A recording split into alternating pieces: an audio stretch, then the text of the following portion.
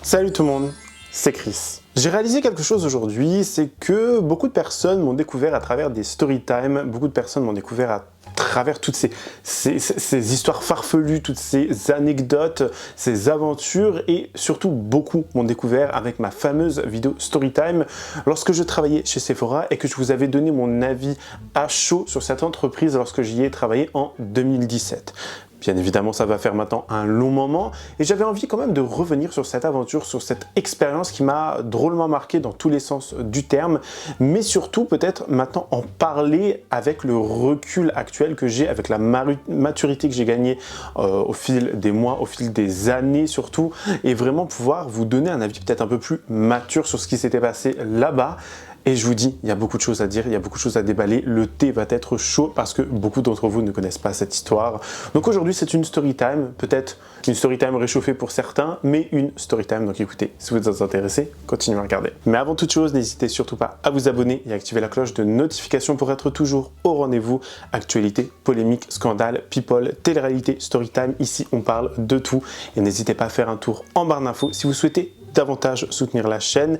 Merci beaucoup. Bon, cette histoire, comme je l'ai dit en intro de vidéo, remonte à 2017 et plus particulièrement de septembre à octobre 2017. J'ai carrément été rechercher mon contrat de travail. Quand je vous dis j'ai des dossiers sur pas mal de choses, c'est que j'ai énormément de dossiers sur pas mal de choses.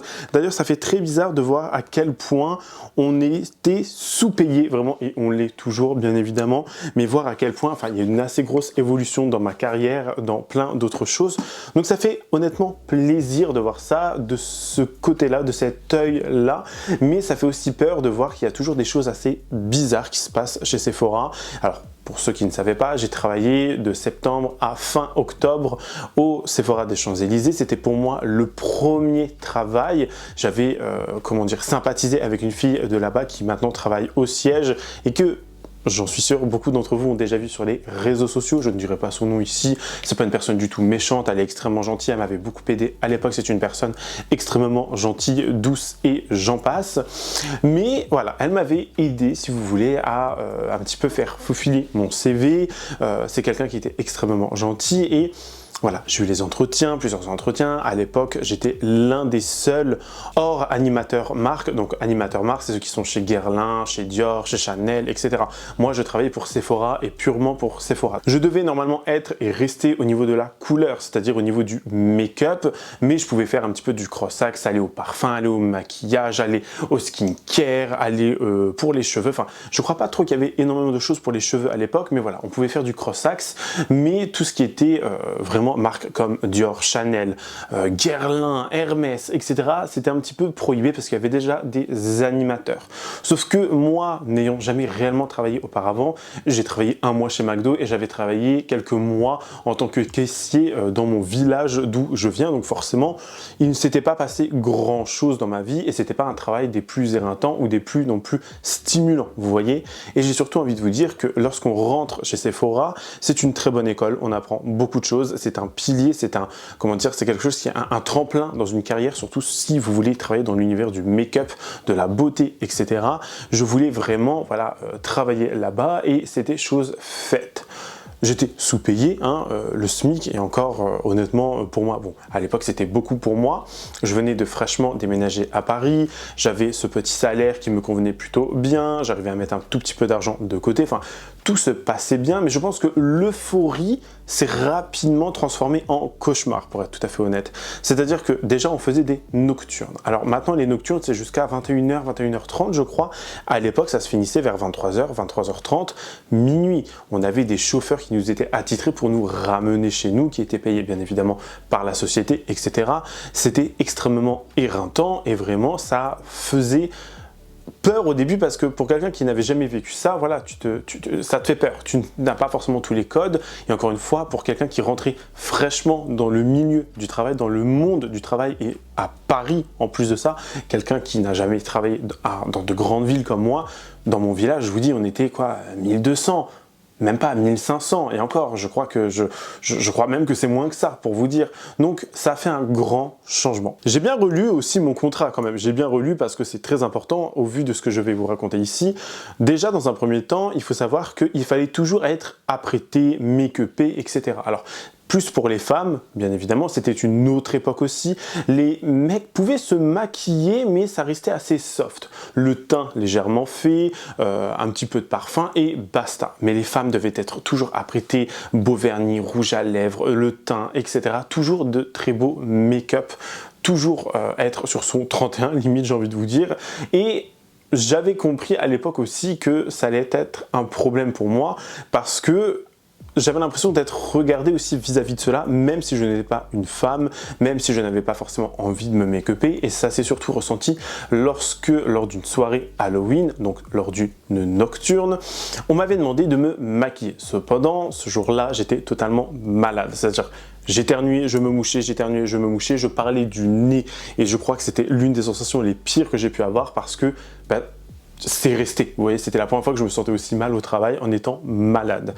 Donc je ne m'étais pas make-upé, ça n'aurait ressemblé à rien, j'avais limite les yeux qui pleuraient et on m'avait vraiment fait cette reproche de me dire tu t'es pas maquillé, c'est pas bien. Cependant, dans mon contrat de travail, il n'est nullement spécifié nulle part que je dois me make-upper pour tel et tel événement ou telle et telle chose. Si ce n'est pas dans mon contrat, je n'ai donc aucune obligation. Après, ça, à l'époque, je ne le savais pas. Et c'est drôle de voir ça aussi maintenant avec les yeux que j'ai actuellement et le regard que j'ai actuellement parce que à l'époque, je disais oui à tout presque, sauf ce jour-là où, bien évidemment, j'étais malade. Je n'étais pas parti en arrêt maladie parce que pour moi, c'était invraisemblable de me mettre en arrêt maladie. Mais vraiment, c'était vraiment, je me souviens du regard des managers encore à l'heure actuelle. Le regard, le dédain, le jugement de me dire mais il s'est pas make-upé, pour qui il se prend celui-là, etc. etc. C'était quand même assez grave de se faire juger juste parce que toi, tu n'es pas maquillé alors que tu es malade. Après, j'ai envie de vous dire, des fois, les gens font des histoires pour pas grand-chose. Mon plus grand rêve, je crois qu'à l'époque, lorsque je travaillais en tant que vendeur, en tant que conseiller de vente, make-up, etc., ou en tant que make-up artiste à en devenir, mon rêve, c'était de travailler pour Dior Make-up. Si j'aurais su, j'aurais mieux fait de fermer ma grosse gorge. C'est-à-dire que, voilà, mon rêve, c'était de vouloir travailler avec eux et je m'étais un petit peu, pas lié d'amitié, mais il y avait eu quelques affections avec certaines vendeuses du stand Dior Beauté sur le Sephora des Champs. Donc, je vendais beaucoup avec elles, j'allais très souvent avec elles, à tel point que j'ai délaissé, moi, mon secteur, donc le côté couleur, comme ils appellent ça chez Sephora, donc tout ce qui est Sephora Collection, etc., ça ne me donnait pas envie. Huda Beauty, etc., à l'époque, pas non plus. Moi, j'étais vraiment focus sur Dior, même s'ils avaient des animateurs, et j'ai à ce moment-là compris qu'on m'utilisait parce que, pour ceux qui ne le savent pas, bon, maintenant j'ai beaucoup oublié, mais à l'époque je parlais chinois, c'est-à-dire que je pouvais faire une vente de A à Z en chinois, ça m'a beaucoup aidé par la suite, et ils m'ont utilisé vis-à-vis de cela parce que sur les champs à l'époque, au Sephora des Champs notamment, il n'y avait que très peu de personnes qui parlaient chinois, surtout à la couleur. Personne ne parlait chinois, il me semble. On venait carrément des fois me chercher moi pour faire de la traduction. C'est pour vous dire vraiment. Alors maintenant j'ai tout oublié, je pourrais vous faire des ventes vraiment très simples en vous disant ce sérum est hydratant, il est liftant, ça c'est très bien, c'est votre couleur, cette couleur vous sied gaiement au teint, etc. Vous voyez ce que je veux dire? Je pourrais faire des ventes, vraiment tout ce que l'on peut dire de plus banal, mais c'est tout. Bref, je fais une vente à 1800 € après réduction. Je reste donc plus tard pour accompagner ce groupe de Chinois, donc c'était un groupe de personnes qui avaient énormément acheté et ils réclamaient des réductions. Donc moi je me suis battu corps et âme pour qu'ils aient cette réduction en plus et donc réduction supplémentaire de 10% et là a été mon erreur. Et je le reconnais maintenant et je m'en souviens maintenant. À l'époque, pour moi, ça n'avait ni queue ni tête. Tu veux 10%? Allez, sur 1800 €, donne-lui les 10%, tu vois. Mais ils ont un chiffre à faire. On avait un chiffre à faire et c'était très important de prendre ça en considération. Cependant, le traitement que j'ai eu et la façon dont j'ai été traité pour être resté plus tard en faisant une vente, une assez grosse vente en plus, ça a été vraiment dédaigneux. C'est-à-dire qu'on m'a regardé de haut en bas, on m'a dit « Bon, t'as fini maintenant, barre-toi ». Concrètement, on me l'a dit comme ça, on me l'a dit d'une façon, voilà, tu peux rentrer chez toi, maintenant c'est bon, pars. Je ne sais même pas si j'avais été payé en heures supplémentaires ou on m'avait dit tu viens quelques heures plus tard, je devais être resté entre 1h et 1h30 plus tardivement sur le floor, et on m'avait vraiment fait comprendre que c'était une grosse erreur, que je devais respecter mon planning, etc. Mais moi j'avais cette volonté, et encore à l'heure actuelle, j'ai cette volonté de vouloir, si vous voulez, le service client, le meilleur service client. Parce que pour moi, quand tu travailles dans le luxe, quand tu travailles dans tout ce qui est service client, c'est ce qui domine. Vous voyez, en France, on en manque de plus en plus. On manque de ce service client.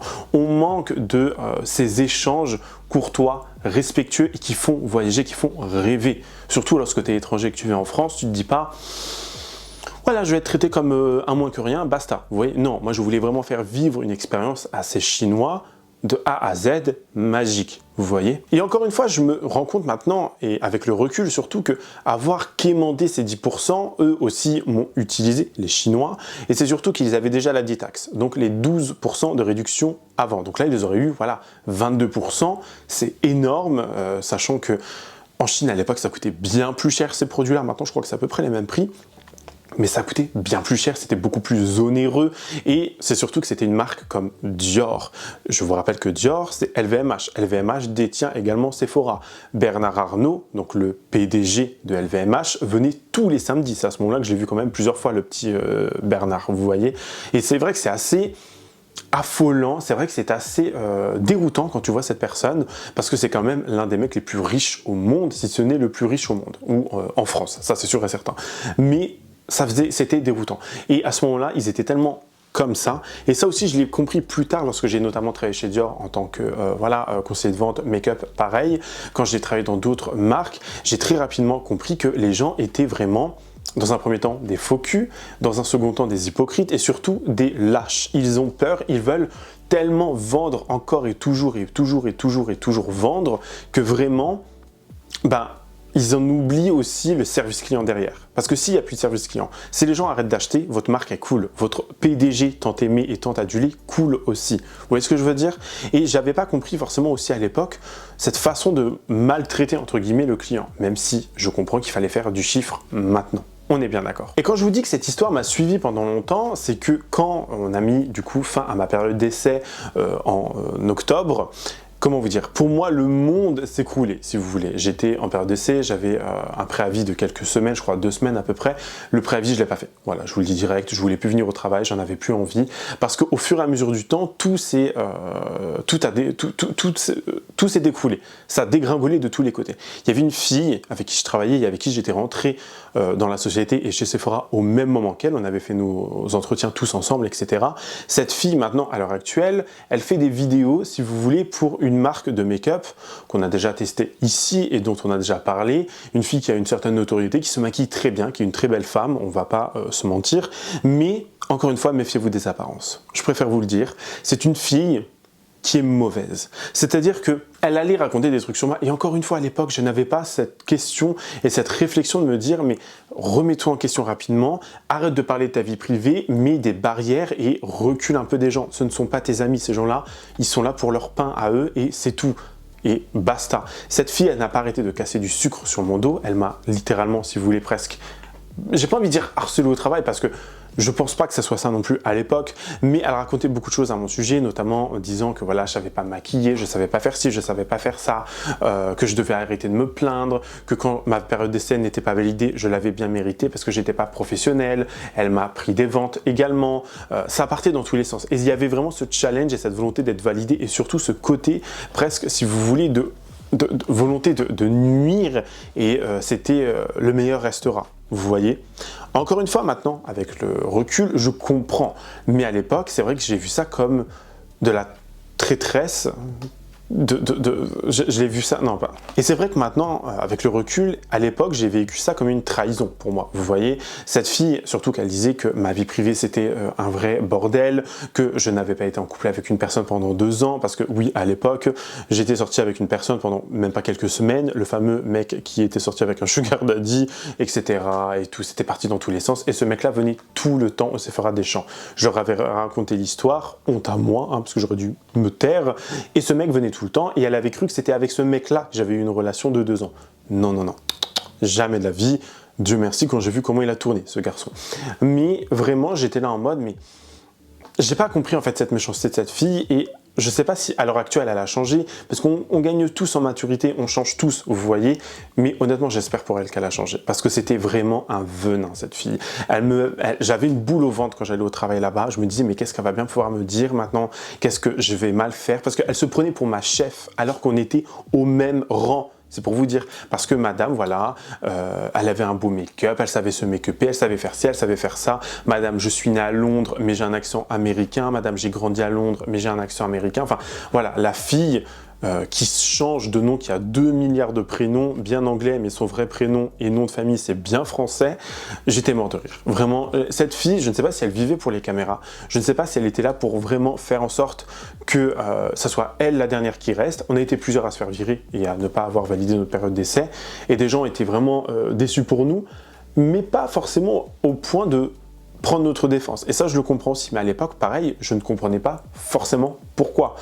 Eh ben, erreur de ma part encore une fois, parce que j'aurais mieux fait de comprendre et de fermer ma gorge. Le pire, c'est que maintenant, quand je vois toutes ces personnes faire des longues vidéos sur LinkedIn ou faire des vidéos sur des vidéos promotion en mode « Salut, moi je m'appelle Coraline et je travaille au Sephora de machin, j'aime trop mon travail, c'est trop inclusif, c'est trop, il y a trop une possibilité d'évolution, on adore ce travail, hihihi. » Non.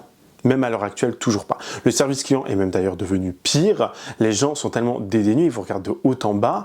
Après, bon, c'est des magasins qui fonctionnent très bien, il y a des marques exclusives, je veux bien le concevoir, je veux bien le comprendre, mais ça reste un environnement, un endroit où travailler est vraiment problématique. Et quand je vous dis que ça a été très compliqué par la suite, c'est que après ma période d'essai, j'ai eu beaucoup comment on appelle ça, de missions d'intérim. Les missions d'intérim, notamment chez La Mer, chez Guerlain et chez d'autres marques où je venais du coup intérimaire, c'était une journée ou deux dans la semaine, vous voyez, à peine. Je suis arrivé un jour, je me rappelle très bien, c'était chez La Mer, avant toute la refonte, si vous voulez, du Sephora des Champs, on m'a fait rentrer chez moi. C'est-à-dire que je me suis déplacé, on m'a dit non, tu peux pas rentrer. J'ai fait 1 heure, à peine 1 heure et demie, et on m'a dit les managers ont carrément appelé la société d'intérim pour leur dire on ne veut pas de lui sur le floor. Pareil, à l'époque, il y avait une manager de floor, je crois que c'était le skincare, qui travaille maintenant chez Dior, qui a augmenté, enfin qui a évolué, etc. Et cette personne se rappelle très bien de moi. Et quand j'ai travaillé chez Dior en revenant de Corée, donc je suis revenu, rappelez-vous, en 2021, cette personne se souvenait de moi. Et elle ne pouvait pas me piffrer. Vraiment, elle ne pouvait pas me piffrer. À tel point qu'elle a été voir la manager en disant « Lui, vraiment, il a fait sensation sur le Sephora, machin. » Ma vidéo, je vous dis, elle avait explosé à l'époque. J'avais fait une vidéo où je raconte tout ça. Ma vidéo, elle a fait, à l'heure actuelle, 138 000 vues. Je ne sais pas si vous vous rendez compte, c'est vraiment énormément de vues pour ma petite chaîne, pour la petite chaîne que j'avais à l'époque, sachant qu'à l'époque, j'avais même pas 1000 ou 2000 abonnés. Les vues après, ils n'ont pas forcément trop augmenté, mais 138 000 vues, c'est énorme. Ça avait fait sensation. On ne parlait pas que de moi, mais on savait qui j'étais quand j'allais au Sephora. On savait qui j'étais quand je voulais venir y travailler. Pareil pour les galeries, etc. Ça a fait beaucoup parler. Et les gens étaient vraiment pas mauvais, mais il y avait comme une forme d'admiration de ma part, enfin envers ma personne, parce que j'ai ouvert ma gorge et j'ai parlé à l'époque, même si je parlais d'une façon extrêmement monotone et d'une façon extrêmement timide, si vous voulez, mais aussi une forme de jalousie peut-être, j'ai envie de vous dire, et une forme de dédain, en disant mais pour qui il se prend lui, pourquoi il critique la main dans laquelle il a mangé, qui lui a tendu de la nourriture, etc. Enfin, je peux comprendre, vous voyez, mais vraiment ce que j'ai vécu là-bas, il y a des choses qui étaient vraiment folles. Je perdais du poids à vue d'œil, même mes collègues m'avaient dit « Ah, c'est bien, t'as maigri !» Parce que j'avais cette boule au ventre, je ne voulais pas manger, j'étais mal à l'aise quand j'y allais à cause de certaines personnes et surtout à cause du traitement des managers. Vraiment, ce n'était pas du tout orienté client, c'était orienté chiffre, chiffre, chiffre. Je comprends maintenant, encore une fois, je me répète, mais vraiment, à l'époque, aussi, faut se dire que s'il n'y a plus de clients, il n'y a plus de marque. Tout simplement. Et ça, on en manque cruellement en France. Le service client, dans tout ce que vous faites en France, c'est devenu merdique. Et Dieu sait que j'ai essayé, hein. Dieu sait que j'ai apporté des aides, notamment, enfin des aides, comment on appelle ça, des idées pour certaines soirées, pour certains événements. Je voulais vraiment, mais alors vraiment m'investir à fond dans certaines choses. Je voulais faire beaucoup de choses, mais malheureusement, je n'étais que le petit employé qui visait peut-être trop haut à l'époque, qui avait trop de vision ou qui voulait aller trop vite aussi. C'est totalement plausible là comme vision des choses, mais au bout d'un moment je me suis dit en fait c'est pas un milieu peut-être qui est fait pour moi, et Dieu merci maintenant encore une fois je ne travaille plus dans la vente. Je plains les personnes qui travaillent dans la vente, surtout quand on voit les clients comment ils deviennent chiants, que ce soit les Français ou les étrangers, les voyageurs, enfin bref, peu importe. à quel point les gens deviennent vraiment imbuvables. Et j'ai travaillé longtemps dans la vente. Je vous dis, jusqu'au moins 2022, fin 2023... Non, attendez, j'ai un doute. Ouais, fin 2022, j'étais encore dans la vente. Et je peux vous dire que c'était une catastrophe. Les gens, une catastrophe. Les équipes avec qui on travaille, une catastrophe. Les supérieurs hiérarchiques aussi. C'est-à-dire que vraiment, ils étaient là tout le temps en train de vous mentir. Enfin, je ne sais pas si vous savez, mais j'ai travaillé chez Céline et on m'a recruté parce que je parle coréen. Je travaillais dans une boutique où il n'y avait que des Thaïs, des Coréens, des Anglais et 2-3 Françaises qui se battaient en duel dans la boutique, littéralement. On m'a recruté parce que je parle coréen et parce qu'il y avait beaucoup de clients coréens.